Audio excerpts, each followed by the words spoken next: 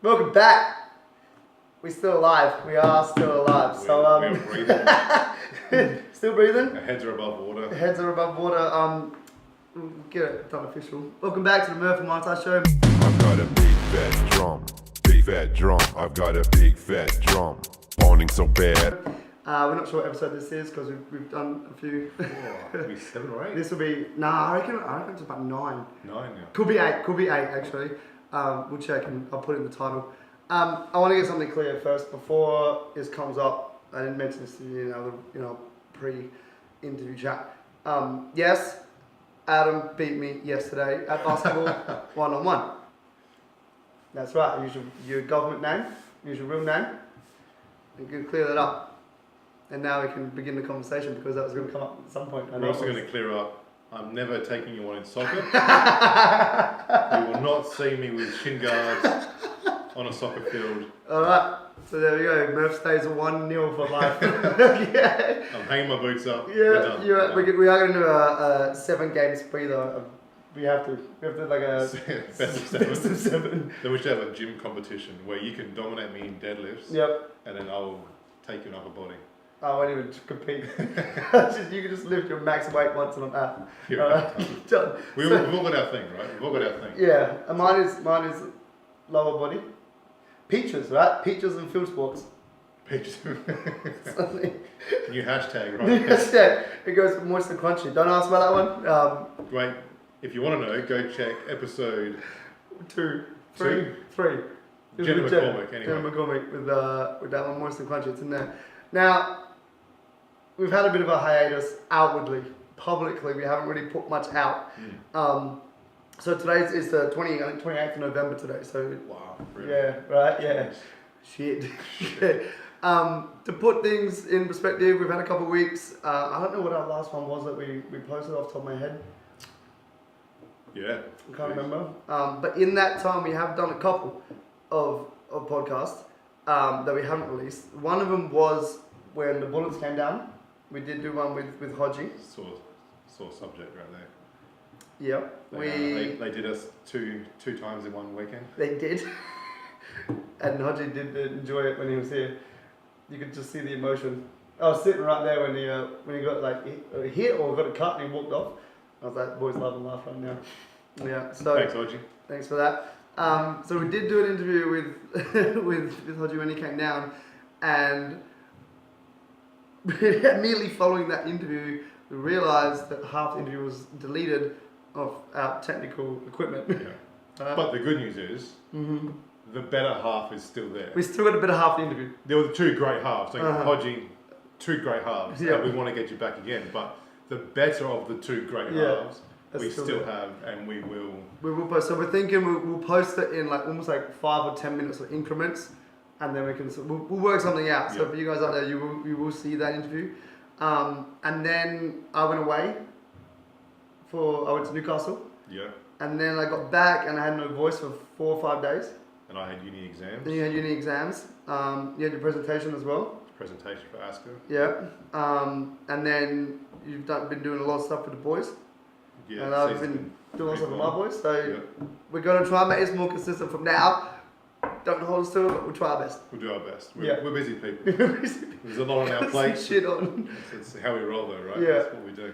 So I think let's get into maybe let's take it back and let's get into your ASCA presentation. Okay. I want to talk a bit about that. So I'll let you talk. Like how that come up. What was it? What were you talking about? How did you find it went? Like the whole thing. So my lecturer at uni through exercise physiology, the subject was Dylan Hicks, who's he's a sprint coach and athlete coach for mainly sprinters, track sprinters. And he said one day, you're a strength conditioning coach for the Sixers. Why don't you come along to ASCA, Australian Strength Conditioning Association, to talk to the group. It's what they call a SIG, so Special Interest Group. Come along, have a chat with them, tell them your experience with the NBL, what you do with your boys, tell them with your experience in the NBA, in the Summer League, what I've done with the players over there, the teams over there, no player specific. Not yet. Not yet. I'm coming. So what I've done with the teams over there and just what I've learned from experiencing that world compared to my world back here in Australian basketball. So yeah, went along to that.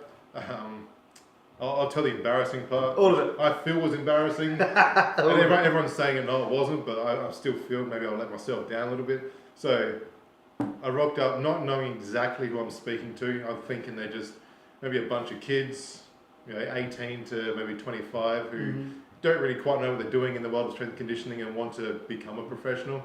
So I designed my presentation based on that premise. Rocked up and they're already professionals there. They're all dealing with SANFL, they're dealing with some AFL, they're dealing with Olympic level cycling and running, and so I'm like, okay, this is going to go down real well. So you've given them a basic speech. So I've given them basic. You've given them the foundation speech. Like, understand your game. And they're like, you kidding me? I've been in my game for 5-6 years already. Okay, so I went with it anyway because that's just what I had. Yes. I prepared, I tried to expand a little bit, but I didn't have a lot of time. Everyone said they still enjoyed it. I mean, there were still some kids there that I did attract and I did get a good point across to them, but it kind of missed the mark on half the group because they just knew their shit already. They were pretty good. I think they still just enjoyed listening to me talk about the Sixers because a lot of that was very specific to what I do with my boys. Of course. And there was still some things that they wouldn't have heard of before, and the way I plan and the way I use microdosing and all that sort of stuff. Which, that term, microdosing, I learned on that night, that I've been doing it for the last 2 seasons with the Sixers anyway. You know that from Shawnee? No, I actually know that from Dylan. Dylan. Oh, he was Dylan. That's right. Yeah, so my lecturer was also a presenter that night with Sean Baker as well. So Dylan was talking specifically about microdosing with track athletes, and I'm looking at it going, that sounds interesting, and I went, hang on a sec. I've actually been doing this with my boys for the last 2 seasons. Can you explain not knowing the name? What it is? Like, for those that don't know. So microdosing is essentially putting all phases of what I do, resistance training, all phases of resistance training, into one program. So when you say all phases, you mean? Like hypertrophy, strength, power, some endurance, lactic acid, all that sort of stuff. So put it all into the 1 day program, or even over a whole week. But they're trained for 7 hours on the 1 day. Yep, 7 no. So it's still a short program. Only about mine normally go for 50 to 60 minutes. That includes a bit of a warm up. So it's still a 1 program, but we'll start with the most neuromuscular demanding exercises. We might do like a plyometric box jump or a clean or something big like that, and then we'll start to work our way down through the phases into the real, a bit of core work at the end of it, the lower end of the scale.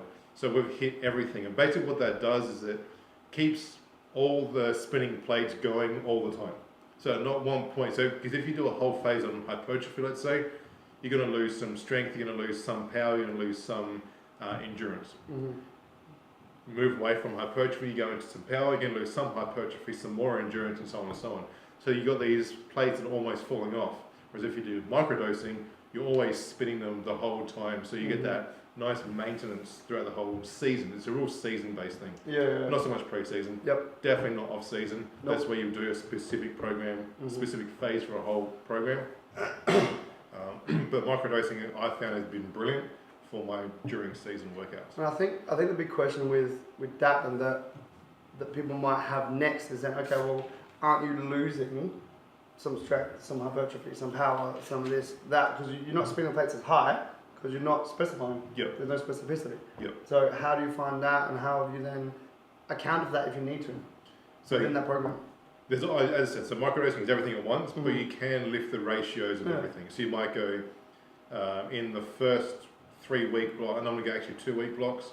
First 2-week block program, I'll do maybe half of it as power. Then the rest will be made up of my hypertrophy, strength, endurance. The next program will still have power in it, but maybe not half, might only be a third. And I'll have a bit more strength and then a bit of hypertrophy, a bit of endurance.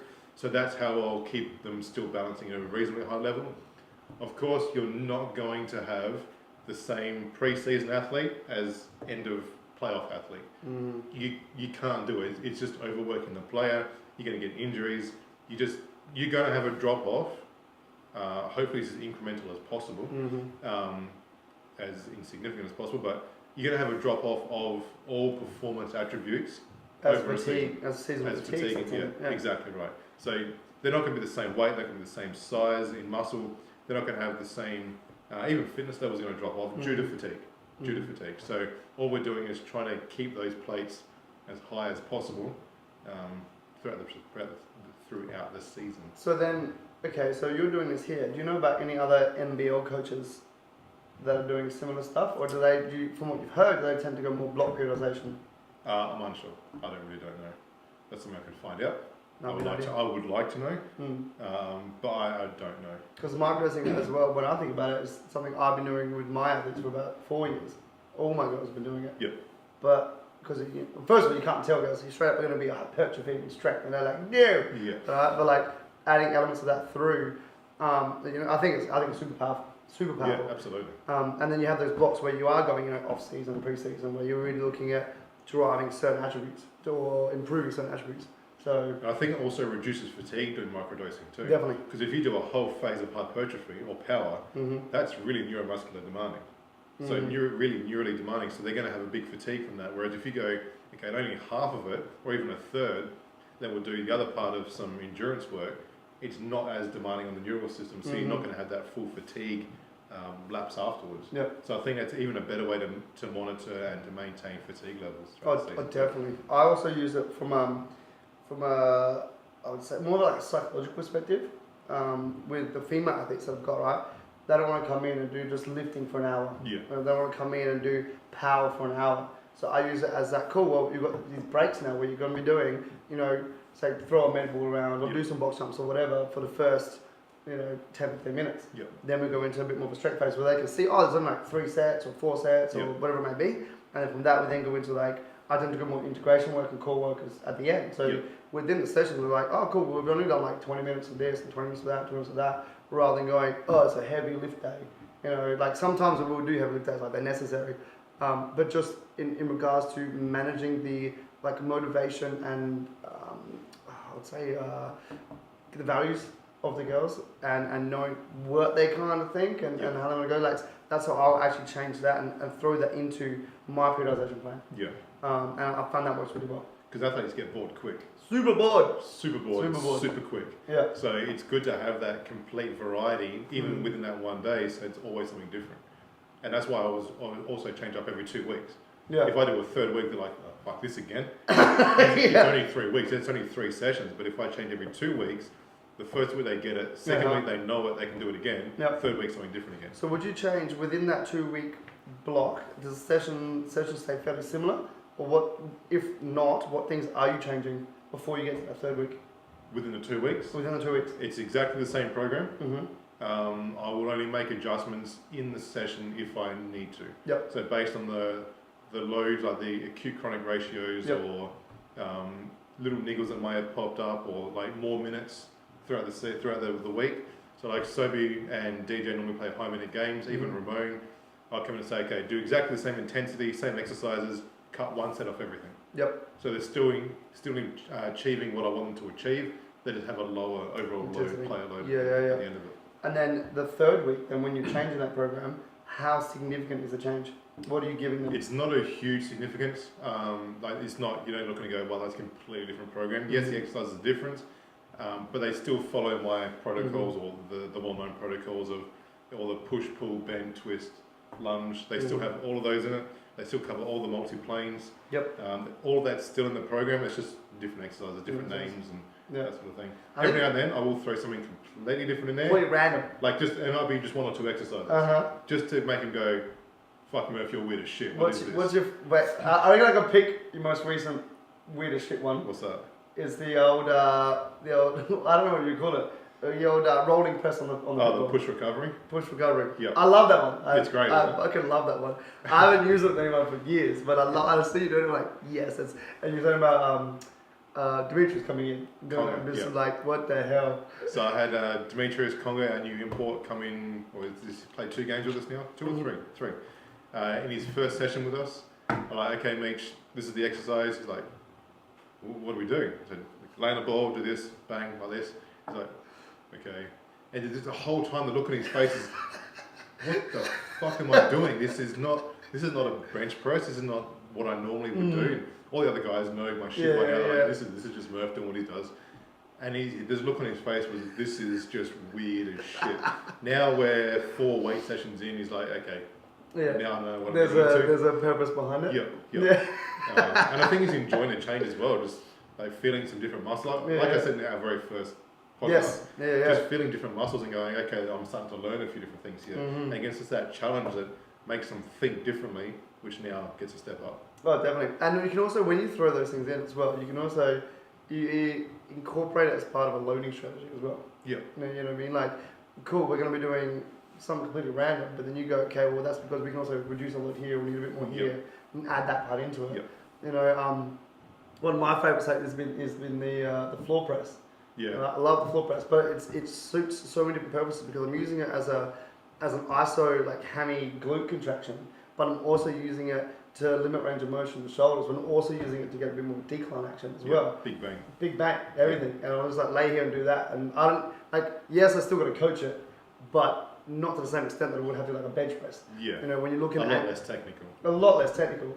But you're still getting the bang from the butt, you know, and I can still say, oh, look, here you go, here's a bench press, all right? But what I'm looking at is more that ISO hold, how long to hold it for, you know, 30, 45 seconds while you do your lifts. You know, and I also, the other one I'm looking at, one of my guys at the moment, Sean, will love this, is the Chinese plank. Did you see him do the Chinese plank? Oh, is this with the roll? No, not that one. So the Chinese, I haven't posted it yet. I got Rachel and got Sean doing it. So it's basically your shoulders and head are on a bench or a box, and you face up and your feet are on like another bench. And in the middle, there's just nothing. So you've got to hold yourself up, hamstring glute. I've seen you do that. Yeah. I have seen you do that. Yeah, and then I'm getting him doing like just some presses. Yeah, nice. Sean was like, the first time he did it, because Sean was trying to get bigger. Right? And I had this thing because I was like, this man needs some glutes. So I was like, all right, cool. What I want you to do is do this. He's like, all right. And he goes up, get some weights, heavy weights. And he lays down. And he lays down. He's like, and he sits down and looks at me and he's like, how heavy should I be with the weights? I was like, not that heavy, man. 50% of normal. 50% of normal. So like just random shit like that. But you're also still looking like Murph doesn't just do shit just down there, right? Murph doesn't just do shit just for fun shit. No. Which is a thing that I think is very prevalent. If we're going to get an industry chat, sounds fucking what? It's very prevalent just to be like, oh, cool, here's something cool I can post on Instagram, or here's something cool that I can like get you doing because you can. Yeah. But if it has no rationale behind it, rather than looks good, it's just pointless. I need a very specific reason for why I'm giving it. Exactly. Because the players ask me, why am I doing this? And I need to come back with an answer that's going to make them believe that I know what I'm doing. Because you could make up some bullshit, like I'm sure someone out there in this big wide world does. But people see through that shit. Yeah. They know, oh, he's talking crap again. Especially if they've been in the game or in the industry for a long time. Yep. You know, and they've had other coaches. So you gotta understand, like, every player that we get, whether it's female field sports, male field sports, female court or male court, they've all had coaches their entire life. Yep. And whether they've been SSC, whether they've been technical, whether they've been sport coaches, all those coaches have different values, different ideas, and have all this different knowledge. And so, if you're trying to bullshit someone, they'll find out very quickly. It's a lot easier with like Gen Pop, who may have like say just gone into one gym and seen some stuff or whatever. It's a lot easier to bullshit them. But then I still feel it's our job to educate them as well. Absolutely. You know, like the clients that you've got, they can come in and be like, well, that's poor form. What's that person doing over there? Or excuse me, like. I take pride in my clients with that. That doesn't look right. Now what's happening over there? Like, it makes my day to hear a client come in and say, I was at the gym the other day and this person was doing a deadlift, looked like this, and I'm like, that's so bad for you because of this, and this. I'm like, yes. Yes, I've done my job. Yeah, I can sleep tonight knowing that someone else in the world understands good movement and it's come from my education. I like that. It's huge. I think we're going to have a break now.